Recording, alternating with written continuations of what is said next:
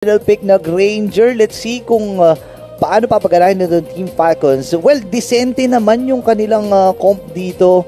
May kabitinan lang pagdating sa control dahil nga... Yeah, exactly.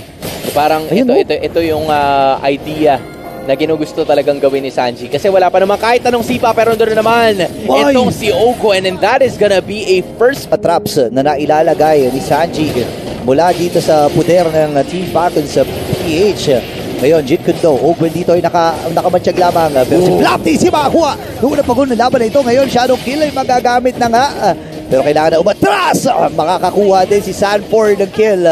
Habang namatay itong si Daddy Japes, Ogun, nag-aabang siya ng kanyang ultimate.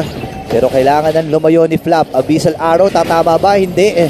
Pero yung trap ay natapakan lang. Magandang kami kasi nagsasabi, even sa social media sinasabi nila sobrang passive daw, pero ito na agresibong JP na nakikita natin. Dive din dito si Sanford. Ang problema din si Ogun, sisipa na nga rin. Flap TZ ay sumalubong na. Kaya lang bitin ata sila dito. And si JP pa rin na makakuha, or si JP na makakuha nung turtle na iyon. Dadive pa nga ba dito ang Team Legal Philippines? Hindi. Atras na muna. Isa do. Oh, yun do yung may stun eh. Diba? Jit, Kun, Shun, Do, Po. Ayun, may ganon. Diba? Yun ang mga combo kadalasan eh. Usipin mo, may ejector na naman na ilalatag dito. Kaso may mawawala si Ogun pala. Naku, nakakuha na kagad si Ogun. Ngayon, ito pag-isaman force. Mamaximize ba ito ng Team Legal Philippines? Hindi, umatras na nga rin. With that quad shadow out. Itong si Carl DZ. Ngayon, tatama ba yung Abyssal Arrow? Tumama na! Kasabay mga na-flicker ng ejector mula dito kay JP. Ngayon si Flap ang umaabante. Papasok din si Kyle. Masakit yung mga wasiwas niya. At nakakuha na rin si Oheb ng kill. Sanji ay buhay pa. Kaya lang may ipit ata si Flap na inapag-insaman ko. Pangalawang beses na yan ha. Para dito kay Oheb. Papasok din ito si Carl DZ. Ejector play at mamamatay si Flap. That is gonna resource na hindi na-convert nitong Team Falcons kahit na sila yung nauna dun sa pwesto na yun. And look at Kaltizi, is gonna be gone again. Grabe yung pagsugod dito ni Dad JP. Tatama ba yung Abyssal Arrow? Tumama pa rin sa kamay dito ni Sanji. Nakadalawa na kagad. Actually, tatlo pa nga yan. Si Puma magiging next sa Team Falcons. Makasabay doon sa ginagawang indayog ng TLPH. There's just too much damage. Masyadong nagiging makati yung damage. Hapot nila ang susunod naman ay walang iba kundi si Few. And that is... Gods to. Lingads yan. Assassin Gods to. So may killer instinct yan. Ngayon siya na nangunguna. Oo. As in sinisimula na niya. Tinan mo, nagdadabog na rin kahit yung iba. Tapos mamamatay na naman si Kaltizi. Oh my G!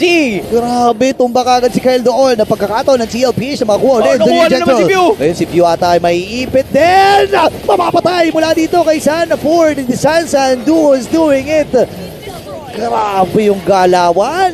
Dalawa items as they can get. Sea Halberd and even that Hunter Strike ay nakuha na ni Super Marco. Pero bakit parang tila hindi nararamdaman yung damage output? But that is gonna be another -1. Flap TZ nahanap ng cavalry. Grabe, isang mabilis tunaw kagad yung Hilda ngayon. Pagkakataon ng TLPH na bumasag ng Torres sa may bandang gitna. Andun na rin si Oheb. Nag-aabang lang sila ng tatamaan ng Abyssal Arrow dito. Magiging respetado ang TL. It is already here. 15-2 in terms of kill score. Team Falcons naghahanap ng tamang tempo pero si Flap TZ na naman na makikita. Naku, mabuti na lang ay nakaligtas itong si Flap TZ sa plano dito ni Daddy JP. May mga Abyssal Arrow na naman. Ito na, sabi ni Sanford, simulan ko na kaya. Kalahati ang kanyang buhay dito. Actually, 60% yung kanyang buhay. Pero si Ogun nag-aabang na pagkakataon. Available kanyang flicker. Si Carl TZ ata ay masisipa. Yun na nga nasipa. Pero sakto! Yung knock-up ng Lord! Habang masisecure ng TLPH yung Lord na yun. Pero kailangan mag-react ng TLPH kasi doon sa may patay taas. May ginawa din si Carl TZ na split. At nakuha. Naku, tinamaan na naman namin sa Arrow! Makaka-flicker siya pero hindi makakatako. Parang hindi ata kaya ni Carl TZ na protektahan yung kanilang base. Sinilubong na kagad siya dito ni Sanford kahit hindi ka mag-anak. Pero nagbe-base lock na si Carlito the Great. At ang game 1 ay mapupunta sa Cavalry.